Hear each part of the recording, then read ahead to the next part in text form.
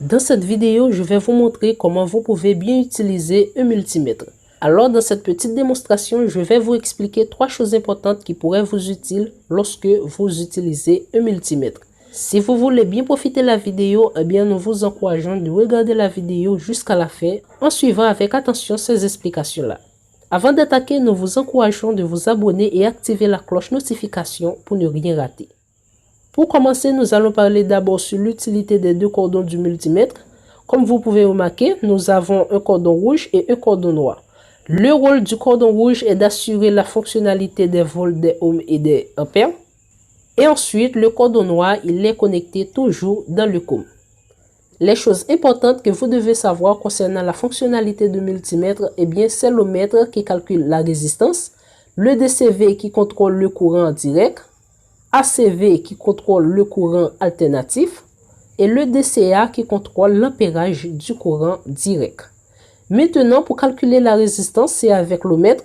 Par exemple, si vous voulez calculer la résistance d'une pièce pour voir si elle est en bonne marche, eh bien, c'est avec cette fonctionnalité-là. Pour vous montrer ça, je vais tester cette pièce-là. Alors, c'est le relais de frigo. Vous allez voir comment je vais faire ça. D'abord, je vais connecter le cordon noir dans le COM et le cordon rouge au milieu. Ensuite, je mets en fonction le multimètre et je commence à positionner la molette dans la fonctionnalité qui calcule la résistance.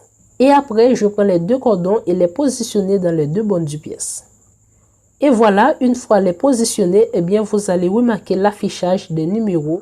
Alors, ça qui nous montre que la pièce est en bonne marche. Maintenant, pour le DCV qui calcule le courant direct, eh bien, c'est la fonctionnalité qui calcule le courant des batteries. Par exemple, j'ai deux batteries et je veux savoir le voltage de ces batteries-là. Eh bien, ce que je vais faire, je vais connecter les deux cordons dans les deux bornes des batteries. Et voilà, une fois c'est connecté, vous allez remarquer l'affichage du volt des batteries dans le multimètre. Maintenant, nous partons pour la fonctionnalité ACV. La fonctionnalité ACV, c'est une fonctionnalité qui calcule le courant alternatif. Alors, si vous voulez calculer le voltage de courant alternatif, eh bien, c'est avec cette fonctionnalité-là.